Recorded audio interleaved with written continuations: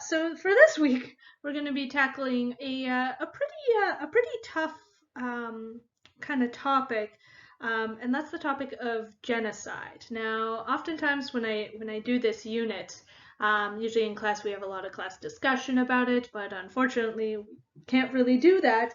So I'm just going to kind of be giving you sort of the basics, kind of defining what genocide is, the different stages, and kind of some articles to go along with it. So when you think of the whole kind of concept of genocide, the first things to kind of think about is, okay, well, what do you already know about genocide? And what questions do you have about it? So oftentimes when we think of genocide, we think of the Holocaust. It's usually the first one you usually think about if I say the word genocide. We think of those pictures of people, the Star of David in concentration camps with those kind of striped looking sort of outfits. Some of you probably read as kids, The Boy in the Striped Pajamas, or Anna Suitcase, or Diary of Anne Frank. But it's also important that there are other things to think about as well. Thinking about those mass graves. This is a picture from the Rwanda genocide, or the residential schools that existed in Canada, in which people are now using the term cultural genocide, that a culture was basically killed off. Or thinking in present day of the Uyghur Muslims who are in China in basically concentration camps that is going on right now. Because oftentimes when we think of genocide, we think of something in the past, but that's not always the case. So when we define genocide, it's defined as the deliberate and systematic destruction of a racial, political, or cultural group. And it has to be deliberate. It's not just somebody going, say, into a mall and shooting a bunch of people randomly. It's specifically targeting a specific group of people with the intended plan to basically eradicate them. So when we look at the word genocide, what it means, we have the Greek word genos, which means birth, race of a similar kind, and side, which is Latin, which means to cut or to kill off. So the term genocide kind of sort of came about with the United Nations Convention in 1948. So this is right after World War II. And the Convention on the Prevention and Punishment of Genocide defined genocide as any of the following acts committed with the intent to destroy, in whole or in part, a national, ethnical, racial, or religious group as such. And we're going to get into kind of talking about what are the kind of the steps. So here are kind of some of the definitions. So killing a member of a group, bodily or mental harm, physical destruction, preventing births, forcibly transferring children from one group to another. So you can kind of see, like, even looking at these terms, what's going on in the world. Some of this sounds kind of what's happening in some places, or some countries trying to kind of hide that they are doing this. It's very interesting. So when we're looking about genocide, we're kind of looking at, there are 10 different stages kind of in the process. Genocide just doesn't happen overnight. It's not just one person. It's always a group of people, and there's a whole process to it. And we're going to kind of be looking at these 10 different stages.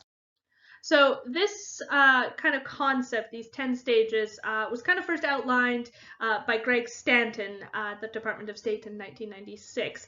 And there was kind of some early warning stages before things actually started happening. The first one is classification, that whole us versus them. So in the Rwanda genocide, it was distinguished between the Hutus and the Tutsis by nose size, height, eye type. So starting first with kind of the us versus them, kind of pushing that one group out of the way. Then you have symbolization, so creating a name for that group, giving them a uniform, whether it be kind of the symbol of using specific language. Obviously, the most common one that we can think of is from the Holocaust, using kind of that Star of David to basically have Jewish people wear that, so it was really easy to identify them. The next is discrimination. So this is not just people not liking them. This is using laws, customs, political powers to deny rights to certain groups of people, saying, oh no, you can't come into this store, or you can only come in at a certain time, or you have to have special papers in order to do this. So it's starting again to push that group farther and farther out of the quote unquote regular norm. Then we have dehumanization, so creating basically this subhuman group, making them seem like less than, like calling that group of people roaches or pestilence, or using terms to make them seem less human. Because if you're going to kill off a group of people, oftentimes by making them seem less than people, it seems more, well, justified. Then we have organization, because genocide is not just one person. It is oftentimes, more than not, a group crime. It requires a lot of planning, specifically from that group, with one leader, usually someone very charismatic, who's able to speak to the people and slowly start this process. So then polarization, so driving groups of people kind of apart.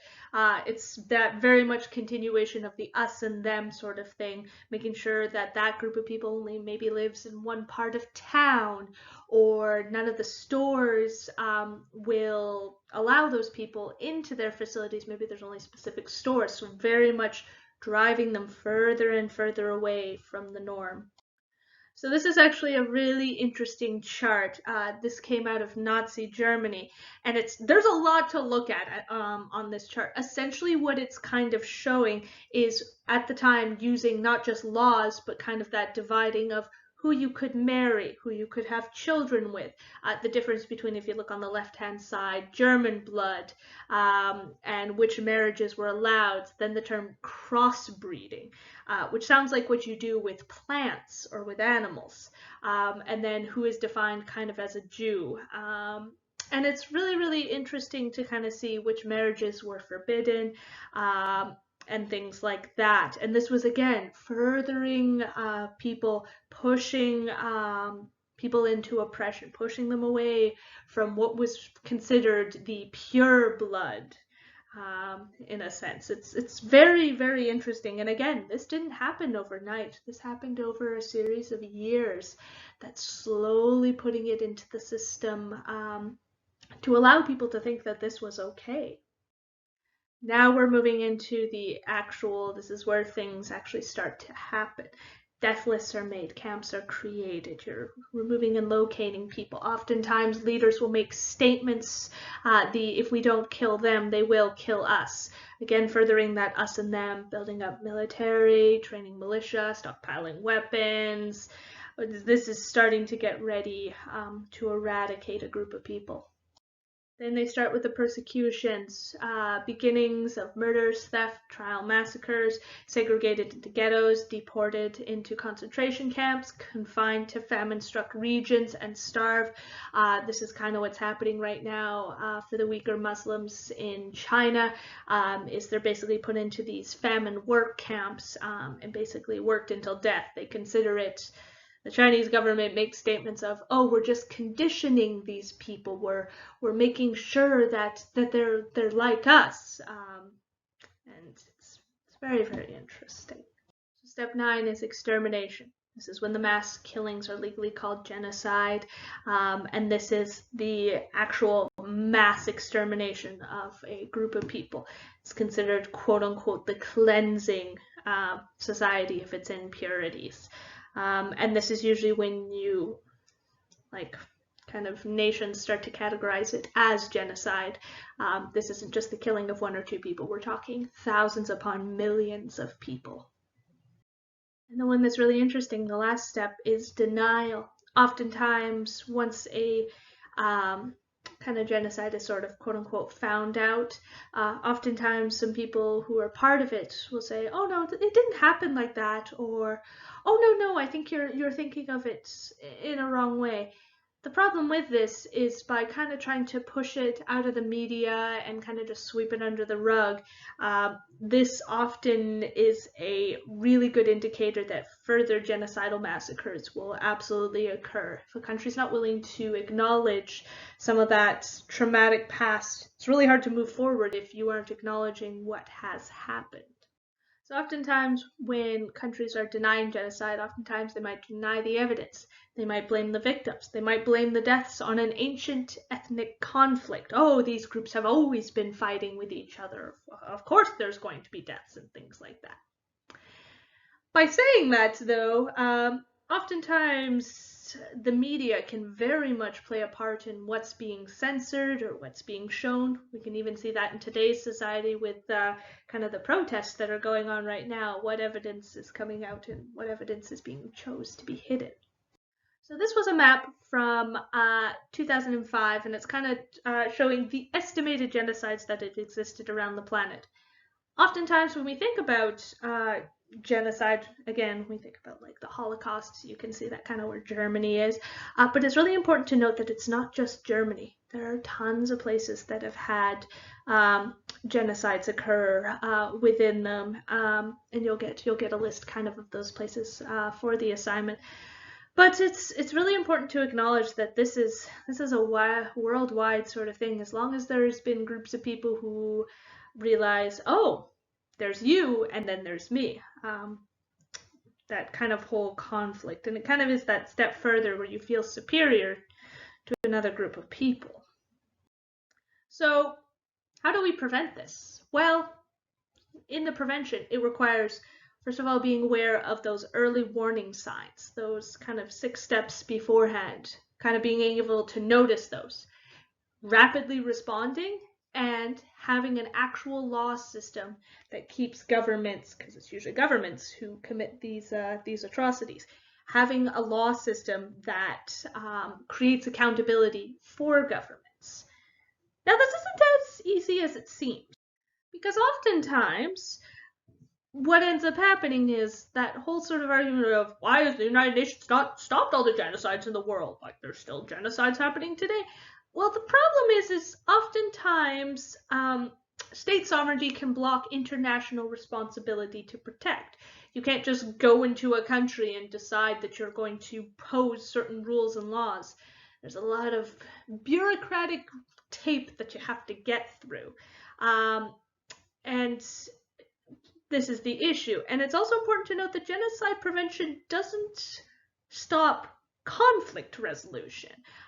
Those are kind of 2 separate things. And it's really hard, as much as the United Nations or even other countries can encourage others to not, well, commit genocide, that doesn't always stop them. It's a lot more complicated than that. Okay, so for your assignment this week, there's actually 2 of them. One is a really interesting article that talks about kind of just genocide and the whole never again sort of thing. It's a really interesting article. It's got some questions. The other assignment is the genocide comparison assignment. So what you're going to do is there's a list on the sheet that's comparing 2, you pick 2 of the genocides. I don't want anyone choosing the Holocaust just because that's the one that everybody knows about. It's the one that we all kind of know about. I want you guys to pick kind of 2 from the list. And yeah, the Holocaust isn't even on the list. So what you're going to do is you're going to gather the following information. So you're going to tell me which 2 genocides you are comparing. Point form for this question is fine. So you could choose, say, the Uyghur Muslims in China and the Rwanda genocide. That could be yours. So then what you're going to do for number 2 is you're going to write 2 paragraphs. So the atrocities occur in genocide 1 because, and then give me a little bit of background history on it. So the reason it's happening and things like that. You're just going to do a little short paragraph for genocide A and a short paragraph for genocide B.